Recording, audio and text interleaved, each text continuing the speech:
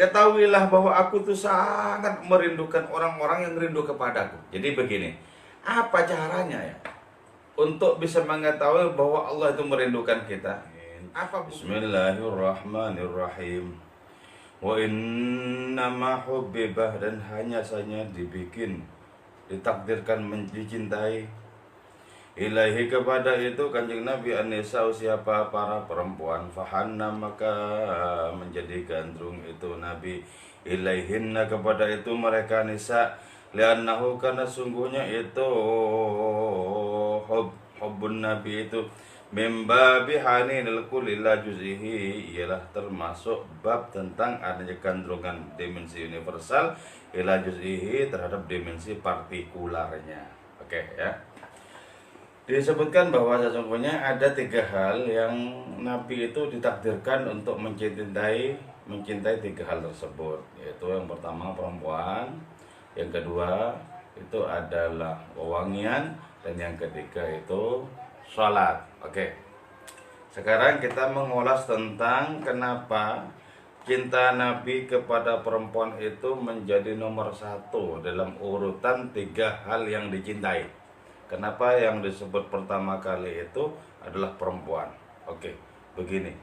Kecintaan Nabi, kecintaan para lelaki kepada perempuan itu sesungguhnya adalah kecintaan yang universal terhadap yang partikular.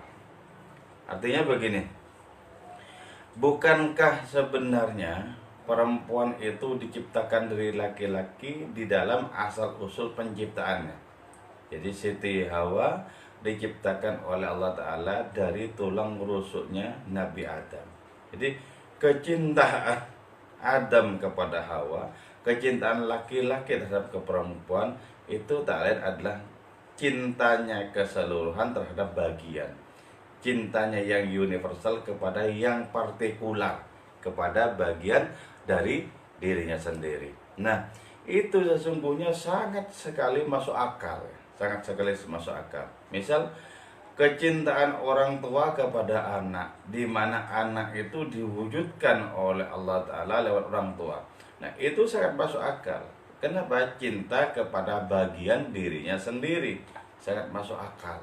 Nah, cinta kepada bagian diri sendiri itu adalah ikhtiar untuk ma'rifat terhadap diri, mengenal diri sendiri. Dan mengenal diri sendiri itu didahulukan dibandingkan mengenal Allah Subhanahu wa Ta'ala. Maka kemudian dihadiskan, man arafa nafsahu faqad arafa rabbahu. Orang yang kenal dirinya maka dia akan mengenal Tuhannya. Pengenalan terhadap diri adalah pengantar bagi seorang untuk kenal Allah Tuhannya. Artinya, kalau kepada diri saja orang itu tidak kenal, apalagi kepada Allah Tuhannya, makin tidak kenal. Jadi karena itu membaca kitab bernama diri itu adalah tangga yang kokoh untuk bisa sampai kenal kepada Allah Ta'ala. Jadi diri sendiri kita pahami secara hakiki, dari pemahaman secara hakiki terhadap diri sendiri, kita akan diantarkan untuk mengenal Allah Subhanahu wa Ta'ala. Jadi cinta kepada bagian diri yang tak lain adalah perempuan tadi, itu adalah awal mula dari adanya cinta kepada keutuhan diri sendiri. Dan cinta kepada keutuhan diri sendiri yang asal usulnya tak lain adalah Allah Ta'ala, maka akan mengantarkan cinta kepada hadiratnya itu. Dia ketika Nabi itu bersabda hubbiba ilayya min dunyakum salatsun, itu sudah sangat benar. Artinya apa? Itu merupakan langkah-langkah intelektual secara rohani untuk sampai kepada Tuhan. Itu sudah sangat benar. Jadi epistemologi dalam tanda kutip seperti itu menjadi sudah sangat pas. Jadi bagaimana kita menempuh jenjang untuk bisa kenal kepada Allah Subhanahu wa Ta'ala. Oke. Nah, terus kelanjutannya makin diperdalam oleh Ibn Arabi. Fa'abana bidzalika. Fa'abana maka menjelaskan itu Nabi bidzalika dengan adanya hal tersebut, yaitu haninul kul ila juz'ihi, anil amri tentang perkara fi nafsi dalam dirinya itu amr, min janibil haqqi dari sisi Allah Subhanahu wa Ta'ala yang maha benar, fi qaulihi, dalam sabda itu Nabi, fi hadhin nasy'atil insaniyati, pada pertumbuhan dimensi kemanusiaan ini, al-unsuriyah, di secara unsur yang terdiri dari 4 macam itu, yaitu unsur air, angin, udara, unsur air, angin, tanah dan udara itu. Dan api, tanah dan api. Nah, wa nafakhtu fi min ruhi, dan meniupkan aku fi pada itu Adam min ruhi, dari ruhku. Jadi begini ya. Kalau tadi laki-laki senang kepada perempuan, itu menunjukkan adanya senang, adanya cinta kepada dirinya sendiri, karena perempuan merupakan bagian dari laki-laki itu. Nah sekarang, kalau Allah Subhanahu wa Ta'ala itu cinta kepada kita manusia, itu sesungguhnya Allah Ta'ala itu cinta kepada dirinya sendiri dalam diri manusia. Apa itu? Ruh Allah. Wa nafakhtu, dan meniupkan aku fi pada itu Adam min ruhi, dari ruhku. Jadi di dalam diri kita itu ada kehadiran Allah Ta'ala yang diwakili oleh adanya ruh yang ditiupkan itu tadi.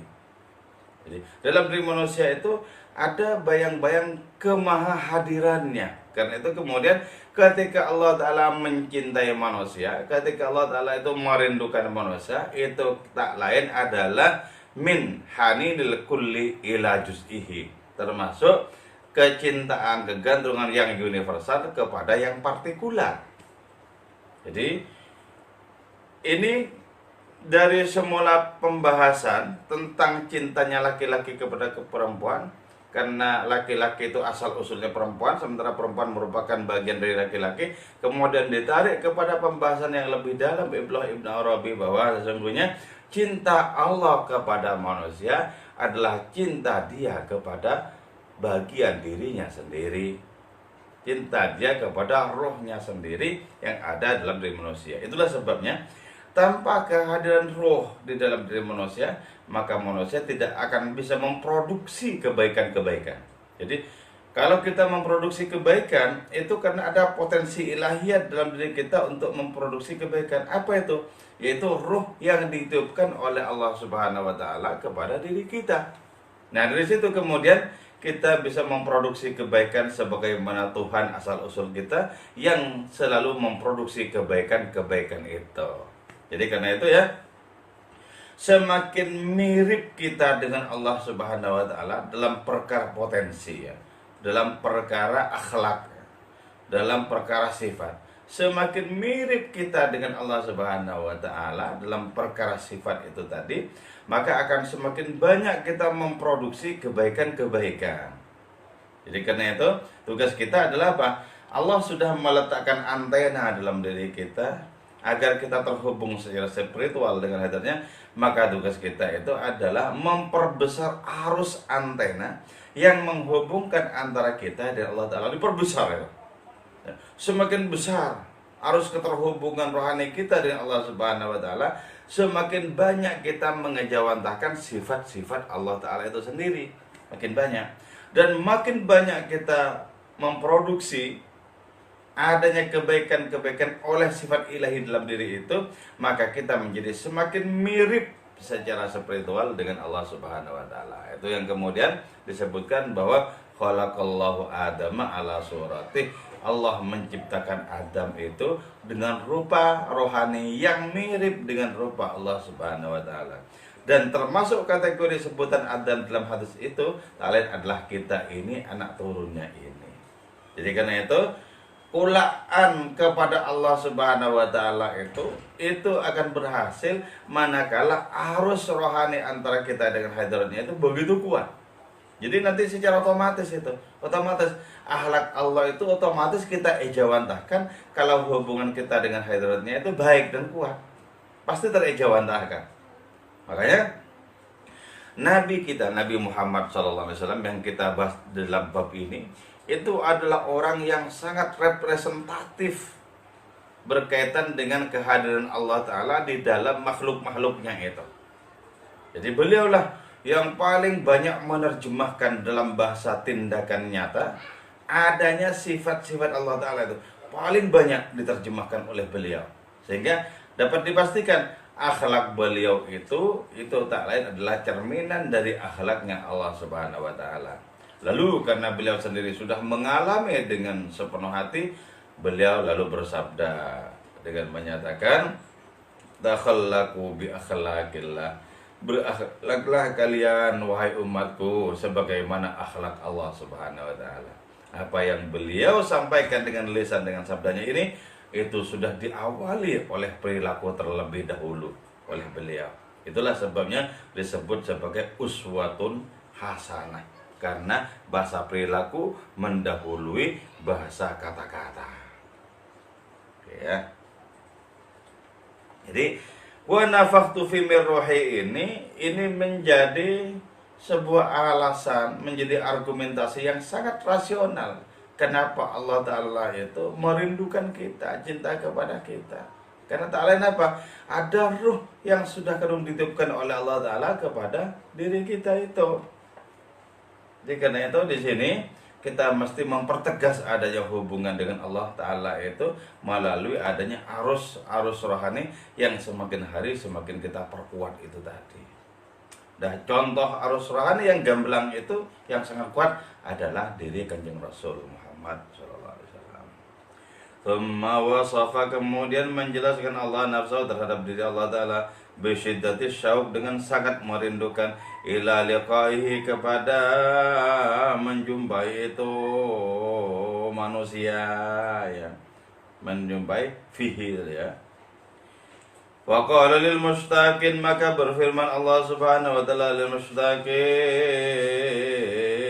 bagi orang-orang yang dirindukan itu, ya Daud, wahai Daud, ini sungguhnya aku asyadu syauqan, ialah sangat dahsyat syauqan kerinduanku ilaihim, kepada mereka, artinya lil mustaqin, bagi orang-orang yang merindukan ilaihi, kepada Allah Ta'ala. Wa huwa, adapun pertemuan karena adanya rindu itu, liqa'un khasun, ialah perjumpaan yang sangat istimewa. Jadi ya, karena jelas bahwa Allah Ta'ala sudah meniupkan rohnya dalam diri manusia, maka orang yang senantiasa menjaga hubungan spiritual, menjaga arus rohani yang kuat dengan hadratnya itu, nah mereka itulah yang mendapatkan curahan kerinduan dari Allah Subhanahu wa taala. Lantas hadiratnya itu berfirman, wahai Daud, sesungguhnya aku sangat merindukan orang-orang yang rindu kepadaku. Dan orang itu bisa merindukan Allah Subhanahu wa taala itu karena sudah betul-betul kuat arus rohani yang terhubung dengan hadiratnya. Makanya begini ya, kita berpuluh-puluh tahun sudah menyembah Allah Ta'ala, sudah munculkah benih-benih kerinduan dalam diri kita? Sudah bertunaskah bunga-bunga kerinduan dalam diri kita? Nah, itu yang perlu kita ikhtiarkan, kita usahakan. Kalau perlu sebagaimana para sufi mati-matian untuk menyongsong tumbuhnya bunga-bunga kerinduan kepada ilahi itu. Ini Daud katanya, ketahuilah bahwa aku tuh sangat merindukan orang-orang yang rindu kepadaku. Jadi begini, apa caranya ya untuk bisa mengetahui bahwa Allah itu merindukan kita? Apa buktinya? Kalau Allah itu cinta kita, kalau Allah itu merindukan kita, buktinya tak lain adalah ketika di dalam diri kita ada cinta kepada hadiratnya, ada rindu kepada hadiratnya, maka dapat dipastikan Allah jauh lebih rindu lagi kepada kita dibandingkan rindu kita kepada hadiratnya itu. Itu tanda-tandanya Allah merindukan kita, Allah mencintai kita, yaitu ketika sudah jelas dalam hati kita ada kobaran cinta dan rindu kepada hadiratnya itu. Dan inilah hakikat kerinduan, hakikat cinta itu sendiri. Nah, adanya kerinduan itu ya, adanya kerinduan itu akan menggiring siapapun yang merasakannya untuk mendapatkan adanya perjumpaan dan gak tanggung-tanggung. Itu disebut sebagai liqa'un khasun, perjumpaan yang istimewa, perjumpaan istimewa. Itulah sebabnya kenapa para sufi itu merindukan adanya perjumpaan dengan Allah Ta'ala lewat pintu kematian. Kenapa mereka merindukan adanya kematian? Karena kematian adalah gerbang untuk perjumpaan dengan Allah Subhanahu wa Ta'ala itu. Coba ya kalau kita membaca biografi dari Syekh Abdul Hasan Syadzili, pendiri Thariqah Syadziliyah itu, di akhir hayatnya betul-betul beliau itu merasakan keindahan. Beliau sholat 2 rakaat. Setelah itu terus berbisik dengan menyatakan, Ilahi mata yakunul liqa, Ilahi mata yakunul liqa, Tuhanku, kapan akan terjadi perjumpaan di antara kita? Kapan akan terjadi perjumpaan di antara kita? Kerinduannya itu membuncah kepada Allah Subhanahu wa taala.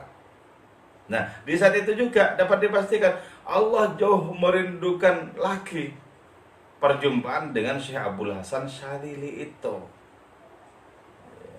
Jadi adanya kerinduan itu mendorong siapapun untuk menemukan adanya perjumpaan yang istimewa itu. Fa'innahu sallallahu alaihi wasallam, karena sungguhnya Kanjeng Rasul Muhammad sallallahu alaihi wasallam qala bersabda fi hadits Dajjal, dalam hadis